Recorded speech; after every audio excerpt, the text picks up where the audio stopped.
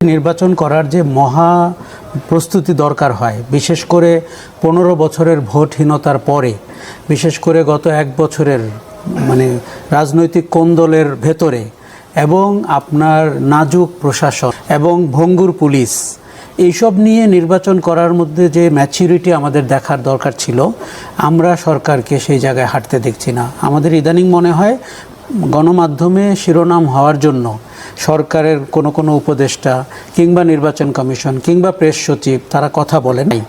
আর দুটি রাজনৈতিক শক্তি, বিশেষত একটি জামাতে ইসলামী, তারা বারবার পিআরের কথা বলছে, তারা বলছে পরিস্থিতি নির্বাচনের অনুকূলে না, তাদের এক ধরনের ভিন্ন মতলব কাজ করছে। দেখুন, তারা প্রায় ভাবেন, অনেকটা হয়তো সত্য, তারা সরকারে আছেন, তারা দেশ চালাচ্ছেন, তারা বিশ্ববিদ্যালয়ের ভিসি, তারা সচিবালয়ের, তারা ডিসি, তারা এসপি, অন্তত 1/4 তো বটেই।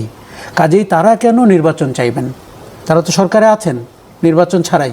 বিএনপির ব্যাপারে সরকারের শুরু থেকেই এক ধরনের বিচারিতা আমরা লক্ষ্য করেছি, কিন্তু তার সাথে আপনার বসতে হবে, তাকে গুরুত্ব দিতে হবে, তার মতামতকে গুরুত্ব দিতে হবে। সংস্কারের ব্যাপারে বলি, বিএনপি আজ অবধি যেই জায়গাগুলোতে একমত হয়েছে, আমার কাছে তার অর্জন কিন্তু খারাপ মনে হয়নি। আমার পরিষ্কার ধারণা, এটি কোনো মাপেই এই সনদ বিভিন্ন অধ্যায় নিয়ে বিতর্কের কারণে ঝুলে নাই। 3টি দলের একটি পারস্পরিক সমঝোতা হতে হবে, বিএনপি, জামাতে ইসলামী, এনসিপি। কাজেই বাকি দুটি দল, ছোট দুটি দল, তারা এক ধরনের গ্যারান্টি চাচ্ছে যে নির্বাচনের পরে বিএনপি যখন সরকার গঠন করবে তখনও যেন তাদের আধিক্য কিংবা বেঁচে থাকা কিংবা গণতান্ত্রিক রাজনীতি করার যে পরিবেশ তারা চায় সেটি যেন, এবং কিছুটা সরকারের তাদের অংশগ্রহণ থাকুক। ঐক্যমত্য কমিশন আইনানুগভাবে অনেক দূর এগিয়ে গেছে, কিন্তু এখন রাজনৈতিক সমঝোতা সারা ঐক্যমত্য ছাড়া নির্বাচনের দিকে তারা যেতে চাচ্ছেন না। কেননা নির্বাচনের পরদিন আপনি জানেন বাংলাদেশে কি ঘটে, এবং বিএনপির কাছ থেকে ওই ইতিহাস আমরা অনেকবার দেখেছি। কাজেই দেশটি যেন এক দলের না হয়ে যায়, সরকারটি যেন স্বৈরতান্ত্রিক না হয়ে ওঠে, মানুষ যেন জবাবদিহিমূলক একটা সরকার পায়, এরকম একটি জায়গায় ফাইন ব্যালেন্স টানার একটা চেষ্টা করা হচ্ছে।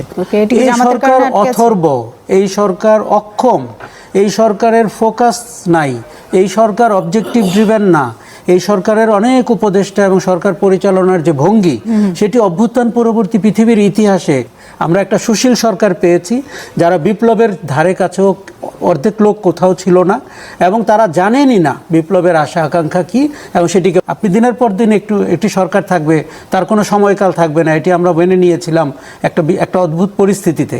এটা তো স্বাভাবিক না। সরকারটি যদি পারফর্ম করতো, আপনি মনে রাখবেন অনেক মানুষ বিএনপির নির্বাচনের পক্ষে কথা বলতো না।